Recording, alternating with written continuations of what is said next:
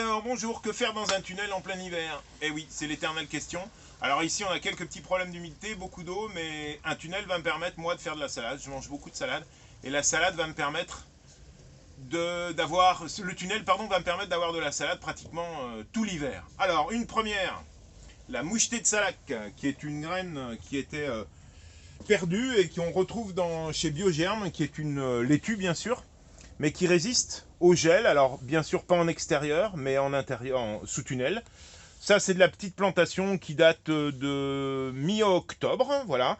Cette plante va pousser gentiment et moi je les cueille régulièrement. Donc la mouchetée de Salac chez Biogerme qui est intéressante. Je fais rarement de la pub, mais c'est vraiment un grainetier qui est assez intéressant sur internet. Voilà, autre chose ici, je vous en ai déjà parlé un peu, hein, c'est des moutardes qui se mangent en salade. Et donc cette moutarde pardon, s'appelle Mizuma, M-I-Z-U-M-A. Et donc j'ai récupéré la graine l'année dernière, je l'ai semé en tunnel, et là ça va me faire un mesclin, ce qu'on appelle, c'est-à-dire que j'ai semé à haute densité. Vous voyez que ma moutarde a beaucoup poussé, et ça me permet de cueillir mes feuilles au ciseau pour pouvoir donner un goût à mes salades relativement un petit peu plus piquant.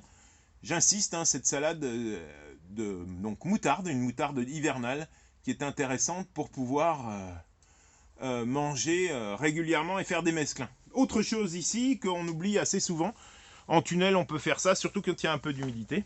Le cresson aliénois, alors celui-là a été semé il y a peu de temps. Alors vous voyez que dans mon semis, j'ai quelques zones pas forcément terribles, mais au moins ça va me permettre de faire la passe, on va dire, avec le mois de mars, où je vais refaire des semis en petite motte, d'accord, et où on va pouvoir manger de la salade pratiquement toute l'année. Je répète, n'oubliez pas, moutarde Mizuma, du cresson aliénois, pensez-y, c'est quelque chose qui germe bien et qui germe vite et qui vous occupe vos tunnels. Il est aussi possible pour certains de planter maintenant ou de semer maintenant de la fève, qui peut être intéressante sous tunnel. Je vous en ai déjà fait des vidéos l'année dernière, et où je pourrais planter après mes tomates. Mais là, l'objectif, c'était de faire de la salade et de vous montrer qu'il est possible sous abri, alors je dis bien sous abri, de pouvoir faire un peu de salade. Alors certains se posent des questions sur cet investissement qui est un petit tunnel.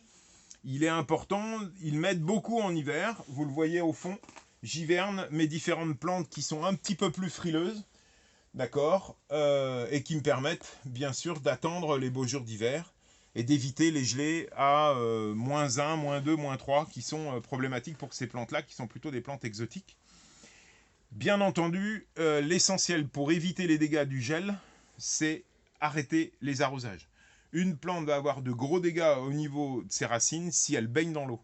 Et donc ici, mes plantes sont sur tablette, j'arrose très peu. L'objectif, c'est de garder, bien entendu, ces plantes à l'abri du sec. Voilà, voilà un petit clin d'œil sur mon tunnel de plein hiver. À bientôt!